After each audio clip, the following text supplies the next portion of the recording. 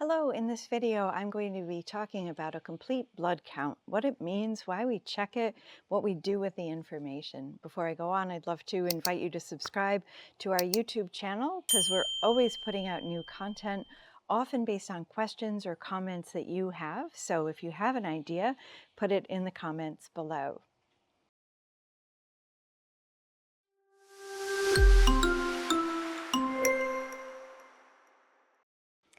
So what are complete blood counts? What are blood counts? What are we looking for? And why do we check it every single time you get chemotherapy? So when we do a blood test, we often do a couple tubes. I'm going to focus right now on one tube of blood that we send for a complete blood count, often with a differential. You might see on your lab orders CBC with diff, D-I-F-F, and I'll get to that in just a moment. There are three main types of blood cells that we're looking at in a complete blood count. The first are your white blood cell counts. We have a whole other video about white cells, but in brief, white cells help us fight infection. And in particular, the cells that we're looking at are the neutrophils. These stain a particular way, and that's why they're called neutrophils, not for any other reason. And these cells will circulate throughout your body and catch up any bacteria. Chemotherapy can lower your neutrophil counts in particular, and that can put you at increased risk of bacterial infection. Not so much viral infections like a cold that your grandchild has or somebody at school might have, but rather bacteria that are already in your body, in particular in your mouth and in your bowels. These are healthy bacteria unless they get into your bloodstream and you don't have the neutrophils to keep them at bay. If your neutrophils are fine, we proceed with chemotherapy, but if they're on the low side, rather than lowering them further and making you at even greater risk of infection, we will often hold your chemotherapy. What I mean by that is we'll delay it a week, we'll wait until those neutrophils come back up, and then we can give you chemotherapy. Now, I know you may have gone to get treatment and been told, oh, your counts aren't good enough, we can't treat you today. And that can be very discouraging. It actually is not a bad thing. If your counts are low, it means your body is seeing really robust doses of chemotherapy, and that's good for you because it decreases the liveliness of the chemotherapy. It means your body is letting that chemotherapy bathe those nasty cancer cells a little bit more than if your counts don't go down at all. Now, if your counts don't go down, I don't want you to worry, but we do know that delaying chemotherapy because your white cell counts are low does not impair the effectiveness of your chemotherapy. I'm hoping that's assuring to you. We may also see low white cell counts in people on other medications that are not what we think about as chemotherapy, like CDK4/6 inhibitors. Those drugs can also lower white cell counts. If white cell counts are very low, we will say somebody has neutropenia.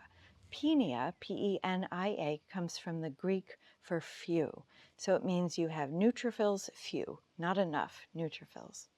So that's it with white cell counts, what we're looking for when we check your blood and why we like to check it close to chemotherapy. We want to give your body as much time as possible to get those counts back up before we give you the next cycle of chemotherapy.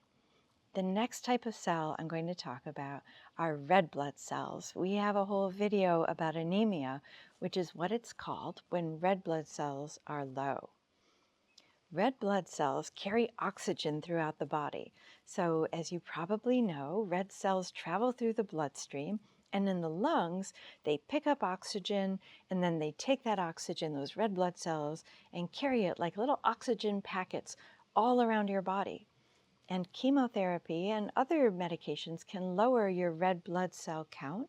In fact, cancer itself can do that if it fills your bone marrow. And then you don't have enough oxygen carrying capacity. You don't have enough little red cell packets to carry oxygen around your body and give you energy, and actually having low red cell counts can give you a lower appetite. They can make it hard for you to concentrate, and they can make you short of breath, as well as have lower overall energy. If your red blood cell counts are low from treatment, we may have to give you a transfusion. because it takes a while for your bone marrow to catch up. We tend not to see anemia right in the beginning of treatment, but rather it can get worse over time, especially with combination chemotherapy, such as adjuvant chemotherapy or neoadjuvant therapy, which is when we're giving treatment before surgery or after surgery, even if there's no evidence of cancer in your body. So over cycle, you might become more anemic. And if you have symptoms, if you have underlying heart disease or lung disease, and if you're just feeling really bad with a low red cell count, we will likely offer you 2 units of blood. We have a whole video about anemia I would encourage you to check out. If you are wondering if your medications in the treatment of breast cancer are likely to cause any of these problems, I'd love to invite you to go to Yerbba.com to get your personalized Yerbba report. Your Yerbba report takes your medical records after you give us permission or upload them. If you live in other parts of the world besides the US, you can now upload your medical records. Takes all of that information, creates a report saying everything we know about your tumor, everything about the treatments you've already had, cross-references that with the latest medical evidence, and then tells you your treatment options, what you might hear about or read about, whether or not this might be offered to you when you go to see your medical team, and the pros and cons of each. So this is a really helpful way to understand what experiences you might have if you're starting a new medication or starting on your breast cancer story. The last type of cells are called platelets. Platelets are little tiny cells. They're smaller than white cells, they're smaller than red cells, and these help us clot. So all the time throughout our bodies, don't be freaked out, we're always bleeding and clotting, bleeding and clotting. We want to make sure our blood doesn't get too stiff or too runny. If you cut yourself, or if you brush your teeth too vigorously, or if you have hemorrhoids, or if you have colitis, any itis in your GI tract, you can bleed if your platelets are too low. Now, they need to be really low to bleed. They need to be like less than 20,000. Normal is 120,000 to 220,000. So, but if we see your platelet count going lower, we may hold your chemotherapy, that is, delay it. We may also lower the chemotherapy dose.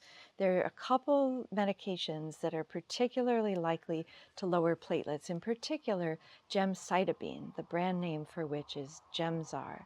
And if you're on gemcitabine, your platelets may start to scooch lower and lower. We generally don't give platelet transfusions unless somebody is actively bleeding. And the reason is they don't last very long in the body. So unlike red blood cell transfusions, those red cells from a donor who's been generous enough to donate blood will last for weeks. And platelets, on the other hand, will last only for a few days.